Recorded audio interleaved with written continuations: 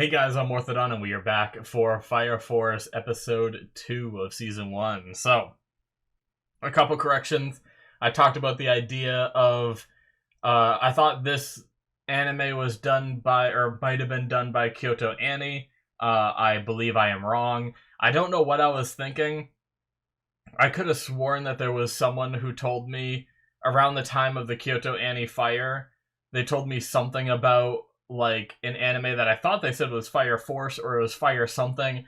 And then I heard, like, after I recorded the first episode, I heard someone mention the game Fire Emblem, and I was like, oh wait, were they talking about that? But I looked it up, and I even looked up, like, the list of anime they've done, and I legit have no idea what I was thinking. So maybe it was something I missed, maybe it was something not included in the list that I was looking at. I have no idea, but clearly I am wrong. I wanted to correct myself on that. Also, another thing I was wrong about was Takehisa Hinawa. His name is Takehisa, not Takeshi. I got like the S and the H switched around. I mean, I got similar to the name. I got almost all the letters right, just not in the right order. But yeah, so I apologize for calling him Takeshi. It's Takehisa. So okay, that's all the corrections for the things that I got wrong. I'm sure there's other things I got wrong. I'm a very wrong person, but interesting show idea. We have these spontaneous human combustions that started seemingly like 3 generations ago, roughly, or at least our main character is a third generation with like these powers. I'm not quite sure if it means that the spontaneous human combustion started 3 years ago, or I mean 3 generations ago, or if it means that the powers first appeared 3 generations ago, and this has been going on for like 10 generations. I'm not sure, but they have to go around. The spontaneous human combustion causes people to become these infernals, which are just seemingly walking masses of evil. I don't know. At least so far, it hasn't seemed like they have like personalities. It seems like they just want to burn and destroy everything around them. It'll be interesting if we find out later that they can have personalities, kind of thing, or something like that. But yeah, we learned a lot about the main character, how he is uh how he can't like smile properly because of something that happened in his childhood. There seemed to be someone in his house that burned it down and caused the death of his mother and his little brother Sho, and everyone blames him for it and calls him a devil and everything. Yet he still believes that there was someone else there, who I imagine we will find eventually, and learn who it is. But yeah, guys, I'm excited. So let's see what episode 2 has in store for us. All right, we're gonna start here in 5, 4, 3, 2, 1, now.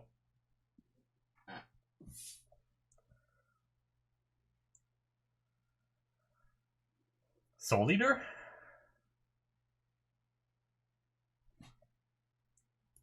Also,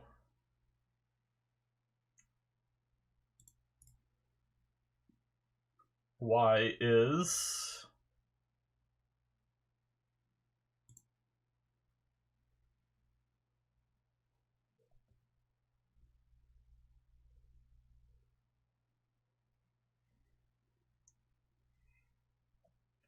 my episode was in English. I fixed it though.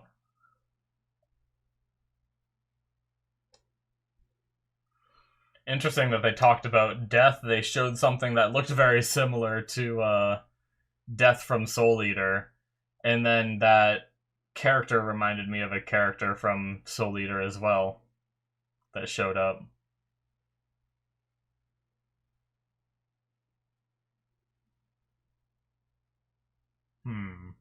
Are we already getting like a tournament arc thing? They're talking about like these games or something. I will say I was getting like the subtitles and everything sorted when he was talking about that, so I did like miss a little bit of what he was saying there.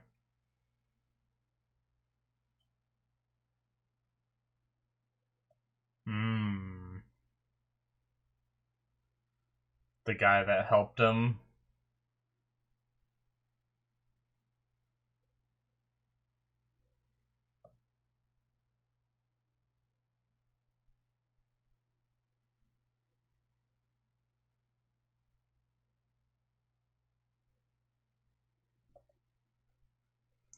Oh, so he knows him.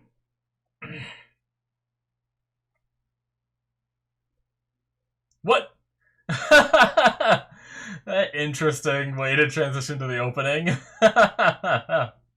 Okay. So is this gonna be a antagonistic sort of character? At least for now, maybe.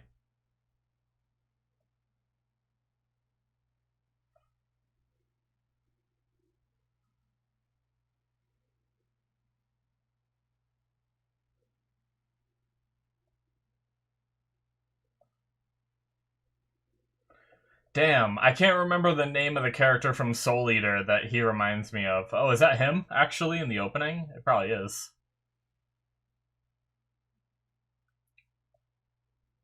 So is he another new member, or is he gonna be, like, someone who's already been a part of this, and we're just meeting him?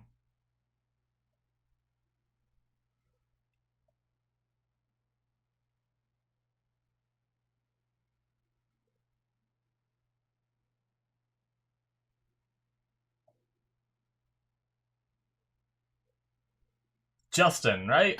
I think it might have been Justin from Soul Eater.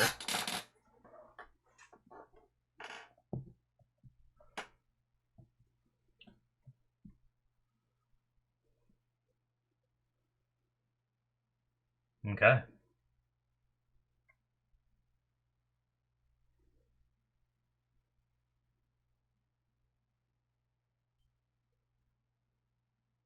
What? What? What is this?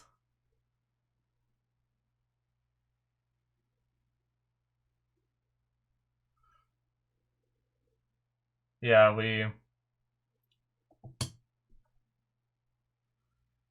okay.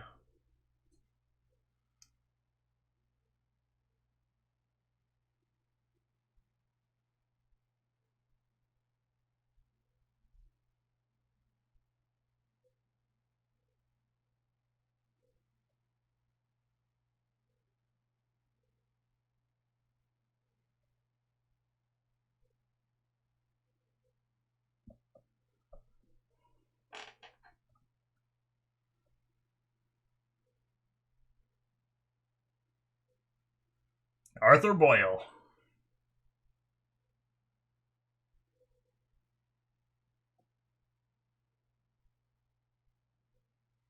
Oh god.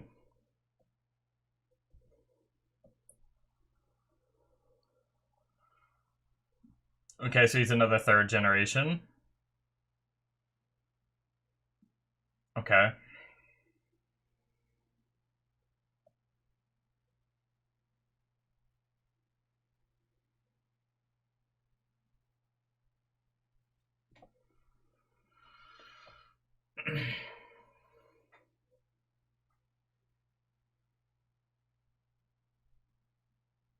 Soro nano ni?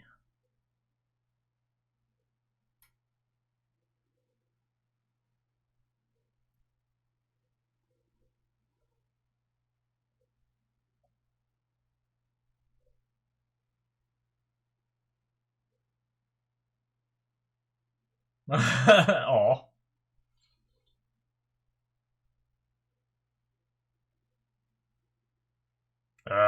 The hard ass.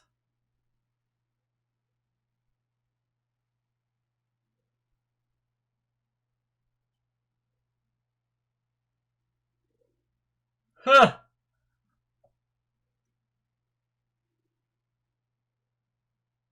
Damn.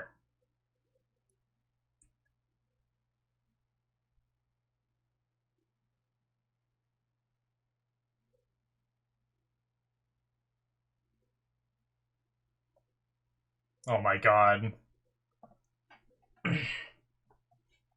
So he is not only playing the knight, but he has the name Arthur and is referencing the round table. Okay.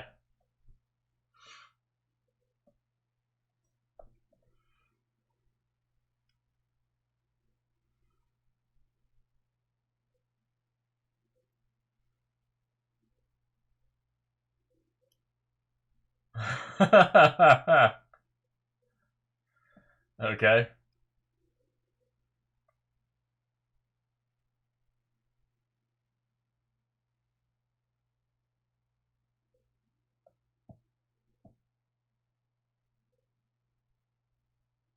Hmm. Jesus.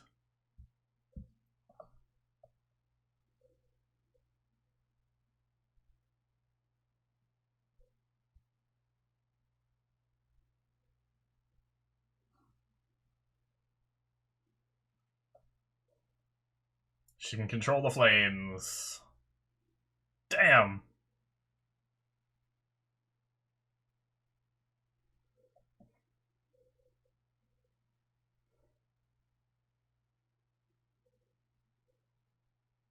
Huh.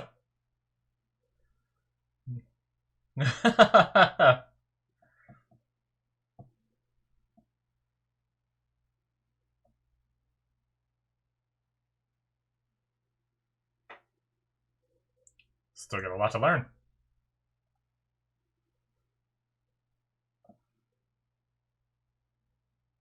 He calls it Excalibur. Oh god. It's pretty cool though. He can make a fire sword. Mmm.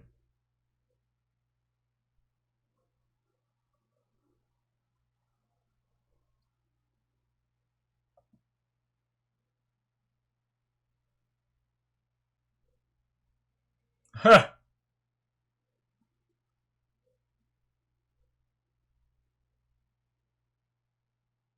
Damn. Oh, is that a tooth? He's missing teeth.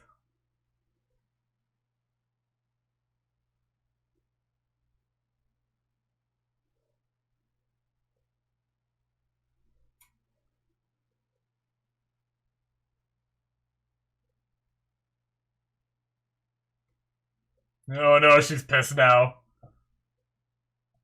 Oh no.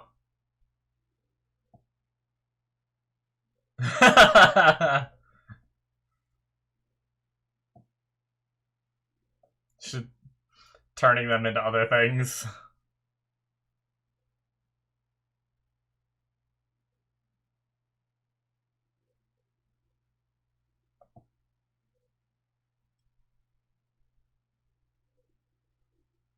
Nice.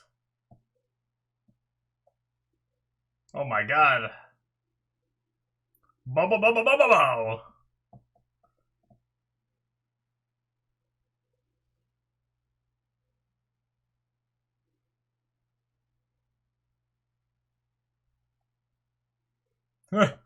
They're like, nah.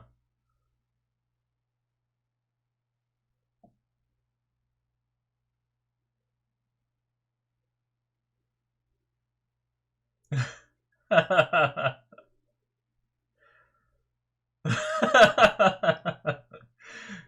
that's pretty funny. Hmm. The heart of a fire soldier.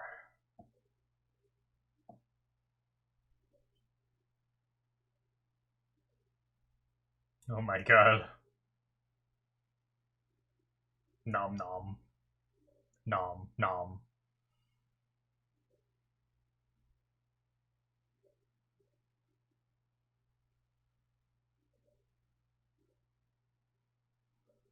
Watch us next week too. What? What is that? Little meta line there, seemingly.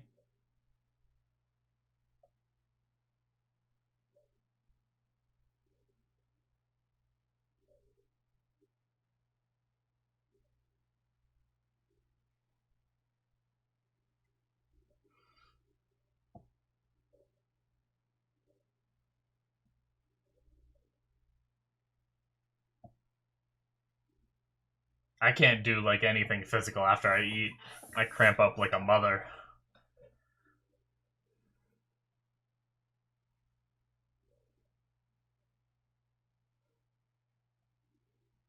Sacred spike.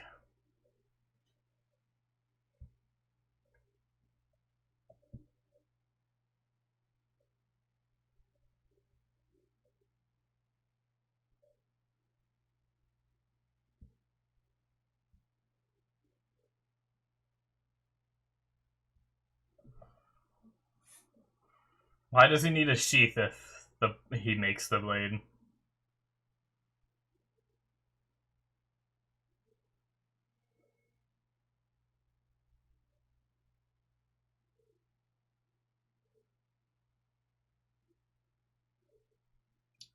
So Takahisa's the one that does all the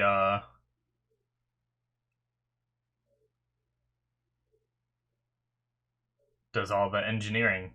Pretty cool. Also, looks like we have an infernal.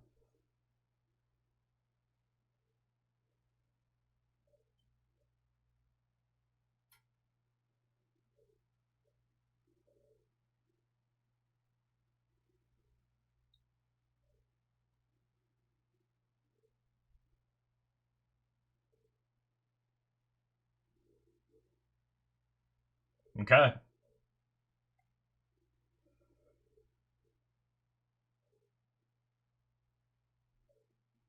Okay. Interesting.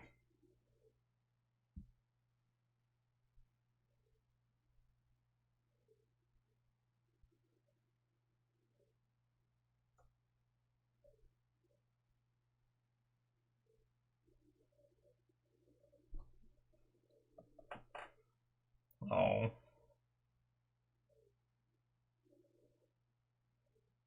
Wow. So now mother and father. Damn, that's messed up.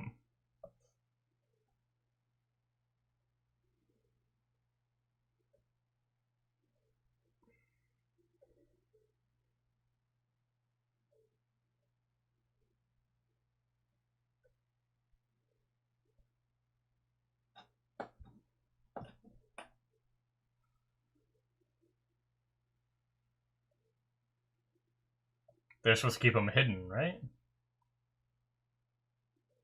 Yeah.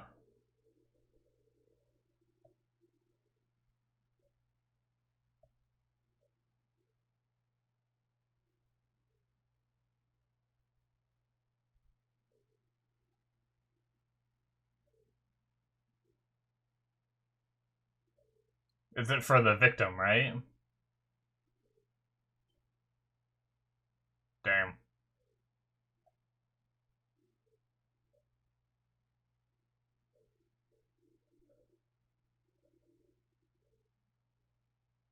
Hmm.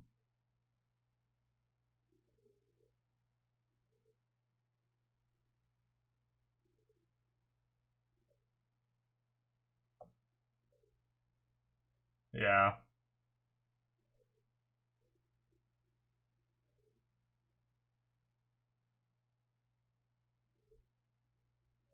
Okay.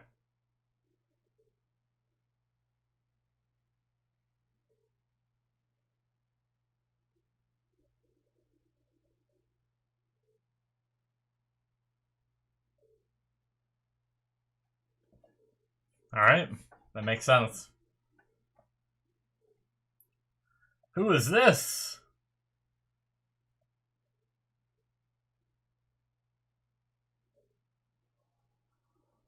Huh. Are we getting a bad guy?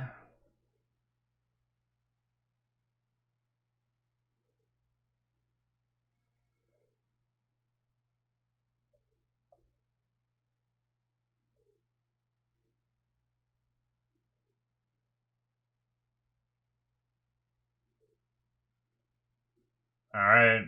Interesting.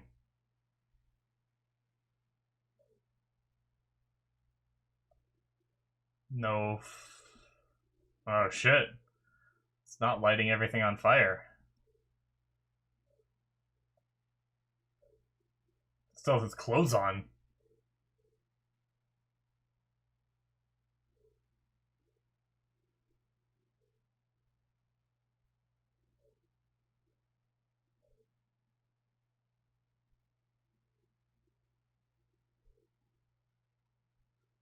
Hmm.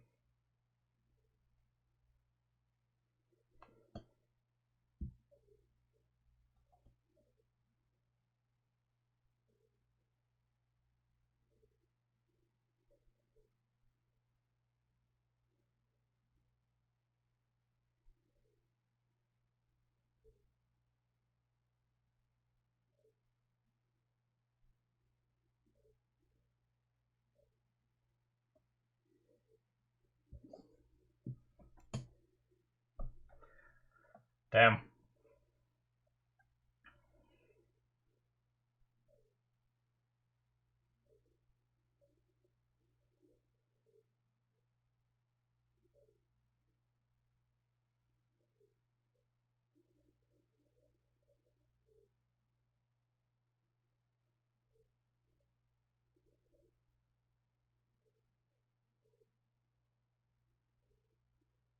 Jeez.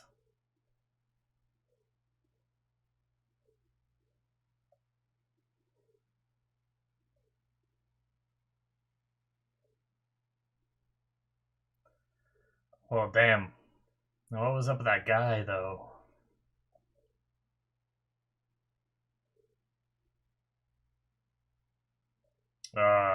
Good line.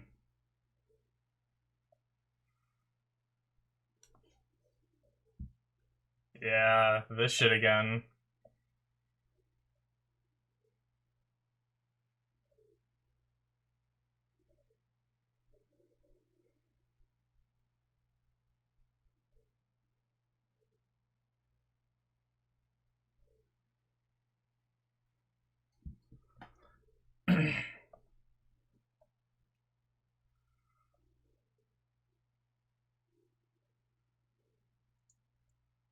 Oh, he's trying to get the picture for her. Damn.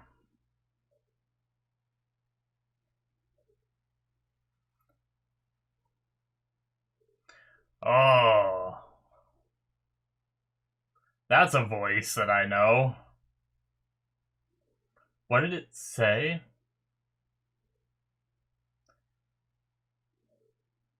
That's Jigen or Ishiki from Boruto, isn't it?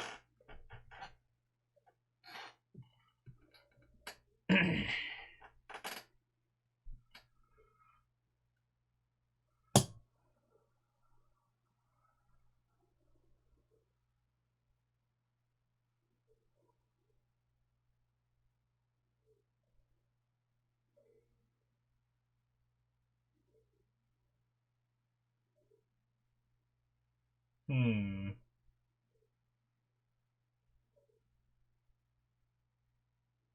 Oh.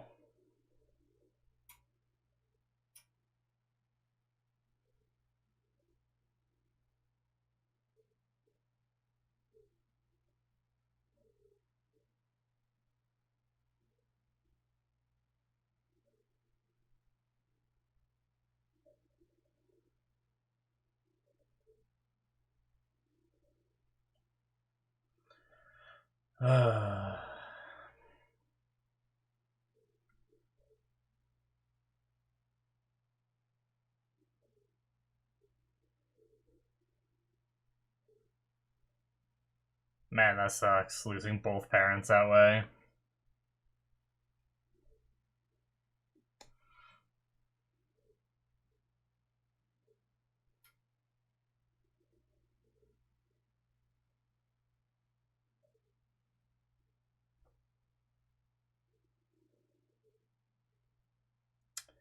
Shit. Dude, I love him. Obi. Right. Yeah. Akitaru.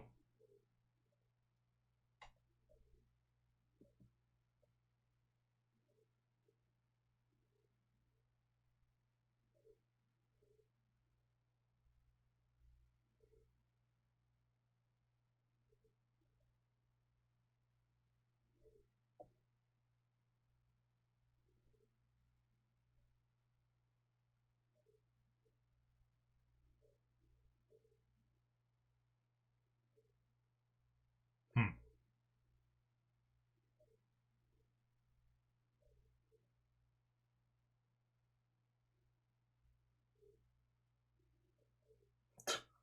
Okay.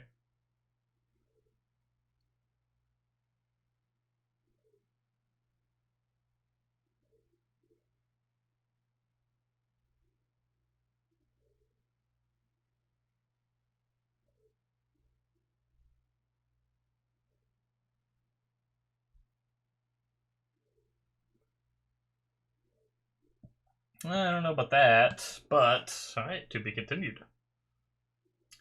All right. Interesting. You know, I got like a super Soul Eater vibe in the very beginning, and it made me realize that this outro gives me very Soul Eater vibes too. At least that very first part in like that church. All right. It's a very interesting episode. So they focused in early on in the episode on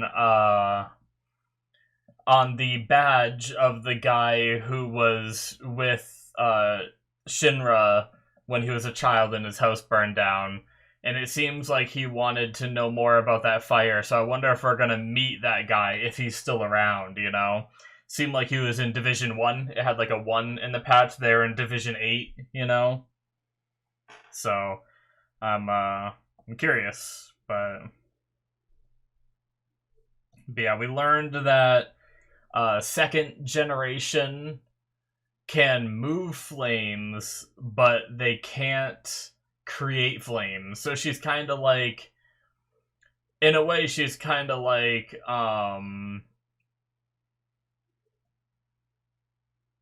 what's it called? Well, okay, no, never mind. Hold on. That is it, guys, for episode 2. But yeah, I was trying to think, like, I don't know why I was trying to relate it to Avatar. But I don't think Avatar they didn't need flames, right? I feel like I watched some kind of show, I can't remember what it was, where they were able to control fire, but they weren't able to create fire. So they had to, like, carry fire around with them. But I can't remember what it was. And it wasn't Avatar, because Avatar, it was, you know, waterbenders needed to carry water around with them.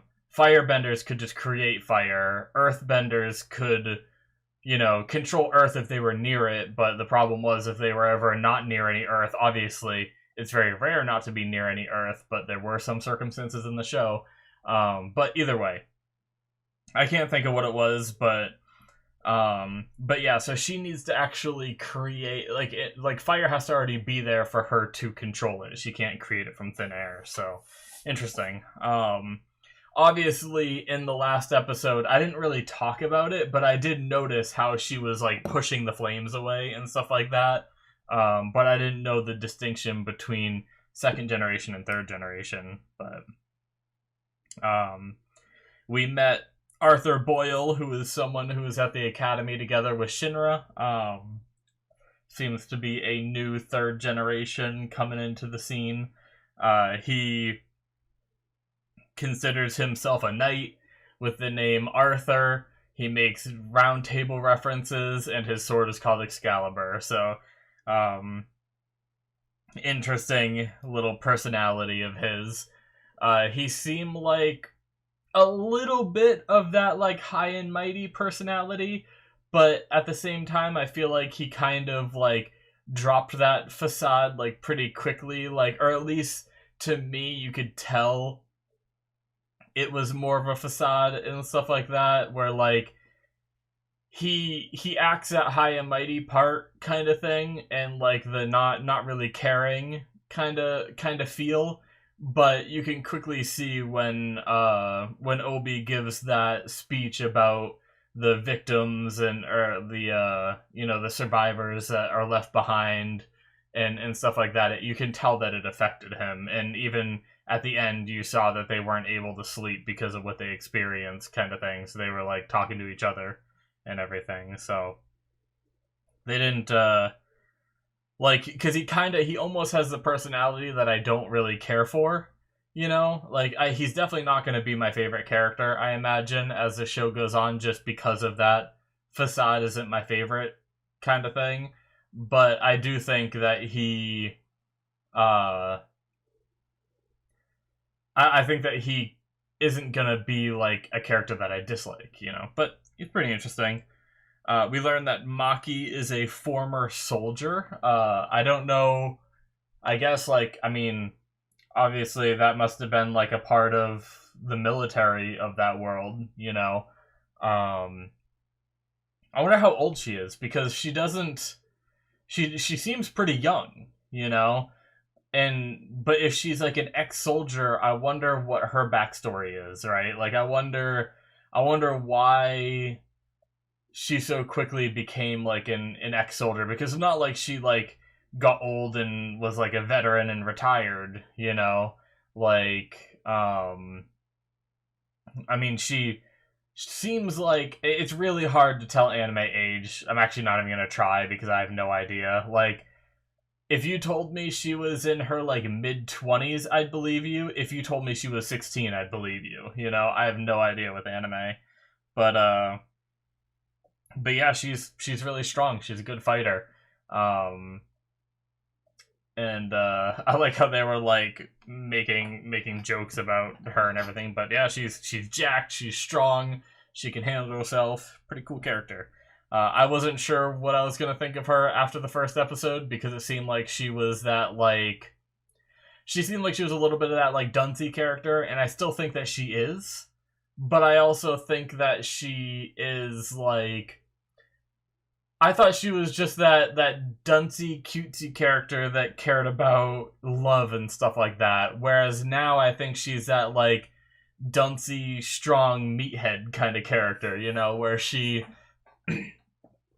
more of like the I'm really strong, muscles, you know, kind of thing.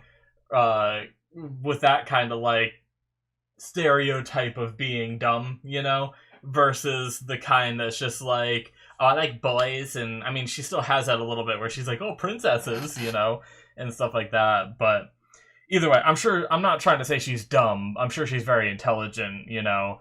But yeah. Anyway, I don't know what I'm trying to say. I guess she's just a different kind of character than I thought she was going to be after what we got in the first episode, you know. But I like her. She's pretty cool. Um, I always love when they introduce like I'm so used to animes having the girl characters be like the weak ones because there's so many anime that do that. It's always fun whenever you see like a really strong female character in a show. So, but yeah, I like the idea of them having these different tools because not every, you know, it's only the third generation that seems like really powerful in regards to like having these abilities. So that means, you know, second generation seems to be able to kind of control flames a bit, which probably helps, but they really need all this different equipment that, you know, Takahisa seems to be one of the ones engineering it, at least for their department and everything. And it must be really important for the people who don't have powers to have this different equipment, like the axe that they have that shoots a sacred spike out. You know, I'm guessing that could be used to destroy the core if you shot that sacred spike through the core. You know, and we saw a whole wall of different things that Takahisa has made, and I think that's really cool. Obviously, the superpowers kind of stuff is really neat as well. But I think I'm gonna really enjoy the mix in this show of having both, right? Like it's really cool to have like some characters with superpowers, but then it's really cool to see like the average people that are doing the same thing without superpowers and just a different like almost like seeing Batman and Superman, you know, in the same universe. You have like the one doing it with like tools and gadgets, and then you have the one doing it with inherent abilities that they were born with. So it's pretty neat. I like it. But I also am slowly... I liked him last episode, but I am really starting to like Obi. Like, I love his mentality of, like, don't show your weapons to the victims. Like, don't pull them out until we're inside. And his line there towards the end about thinking about the next of kin first, you know, or, like, the victims you leave behind before we charge into the I can't remember the exact words, but he said like, and then we charge into the flames kind of thing. And I thought that was just really cool. His character is becoming more and more awesome to me. You know, he really cares about the people. He risked his life to get a picture for that young girl so she has something to remember her parents by and everything. But But yeah, that was just absolutely fantastic. I love his character so much already. But losing both mother and father the same way to becoming infernals, and now, you know, I don't know that you could ever shake the idea that you might become one too, you know? Like, how can you not? If there's anything genetic regarding, like, the spontaneous human combustion, which it might not be, who knows what is causing it, but you probably can't help yourself but thinking, and you'd think like, oh, she'll get older and she'll realize that it's not like that. But no, as you get older, you might really start understanding like genetics more and be like, hey, both my parents, it happened to them, so am I just like genetically predisposed to the possibility of spontaneous human combustion, and I'm just gonna turn into an infernal one day and die? Like, that's gonna make it really hard for her to grow up, and I feel bad for her, you know? Like, she's gonna grow up thinking this could happen to me, and it's gonna probably hinder her, you know, ability to have a functional family, you know, like finding a significant other in the future, you know, and having kids or whatever. Like, all of that, no matter what she does in her life, she's probably gonna have it in the back of her mind, like, both my parents died this way and it could happen to me. So, you know, and she could think that it puts other people at risk and just, you know, miss out on a lot of aspects of her life because of that. It sucks. I mean, obviously I'm thinking way ahead on a character that we're probably never going to see again, but yeah, I feel bad for her. Oh man. So it was interesting seeing the Infernal just sitting there, because the other two examples of Infernals we've seen so far in the first episode, they seemed very violent, but this one wasn't violent at all. So I wonder, like, Obi mentioned that they lose all sense of self after becoming Infernals, but this one did kind of casually just sit there. I wonder why, you know? Like, do they fully lose their sense of self kind of thing? Also, I wonder who that guy is, but I'm not sure. He was like... He made a, like, name or a word out of smoke, didn't he? But I couldn't quite... It looked like it started with a J. I thought it might have been, like, Joker or something. I'm not sure what it was that he made out of smoke. I wonder if I can find it.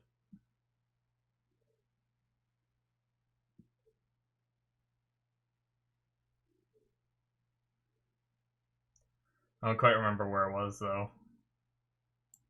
Yeah, so here he is the first time. He has, like, the powdery kind of stuff. Like, we saw the black dust coming out of the guy's mouth before he became an infernal before. I wonder if, like, obviously it seems like this guy might be able to... Either he can create infernals, or... I don't know. I wonder, like, what he does, you know? But obviously I feel like it was him when they said, like, the smoke is sneering at us, he said, or the fire was sneering at us. I feel like that was probably this guy who was there at the scene. But, like, did he cause her father to become an infernal? And if so, why? You know? But really interesting. I wonder if I can find that brief scene again. I can't quite remember where it was. It must have been...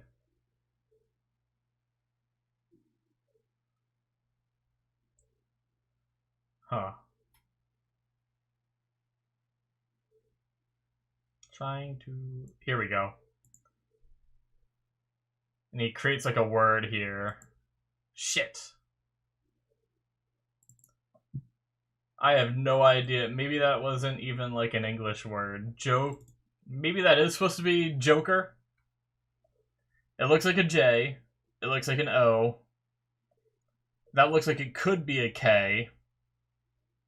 And then it almost looks like another O, but I wonder if it's almost going for, like, a cursive kind of thing. And that could be a cursive E. And then R. So I wonder, like, did he... If it is supposed to be Joker, is that supposed to be what he... Like, the name that he goes by? Or is he just, like, I don't know.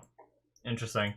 Unfortunately, I can't look up to see if I'm right about that being the voice actor of Ashiki from Boruto, but because if I try to look up that character, I'm gonna know his name, and I don't want to know his name yet. That's spoilers, you know. So obviously, a lot of these questions I have, don't answer them. I don't want the answer to them. I want to learn them as the show goes on, kind of thing. But I just like asking the questions because it's just things that I notice throughout the episode. But yeah, I also, another line from Obi that I have written down here at the very end is the idea that what Obi said about it.